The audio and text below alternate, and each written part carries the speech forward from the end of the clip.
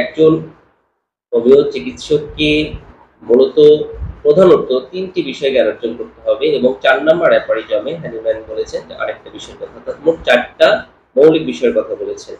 আচ্ছা, এই ৪টি বিষয় কি আগে বলে নেই যে এই ৪টি বিষয় হচ্ছে, ১ নাম্বার হচ্ছে একজন চিকিৎসককে রোগ সম্পর্কে জ্ঞান থাকতে হবে। প্রথম কথা, তাকে রোগ সম্পর্কে, রোগের কারণ, প্রকৃতি, লক্ষণ এগুলো সম্পর্কে জ্ঞান থাকতে হবে। ২ নাম্বার যে বিষয়টা আছে হলো, সেটা হচ্ছে একজন চিকিৎসককে অবশ্যই মেডিসিন সম্পর্কে জ্ঞান থাকতে হবে।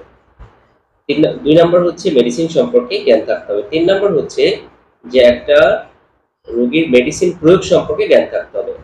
এই মেডিসিন প্রয়োগের মধ্যে ভাগগুলো আছে, যে এখানে পরবর্তীতে আরো ৪টা বিষয় আছে এই মেডিসিন প্রয়োগের ক্ষেত্রে। অর্থাৎ আমি এই যে ৩টে বিষয়গুলো বললাম, এই ৩টা হলো মৌলিক বিষয়। একটা হলো তাকে রোগ সম্পর্কে জ্ঞান থাকতে হবে, ২ নাম্বার হচ্ছে তাকে মেডিসিন সম্পর্কে জ্ঞান থাকতে হবে, ৩ নাম্বার হচ্ছে এই মেডিসিন প্রয়োগ সম্পর্কে জ্ঞান থাকতে হবে। প্রয়োগ পদ্ধতি, এই পদ্ধতি সম্পর্কে জ্ঞান থাকতে হবে।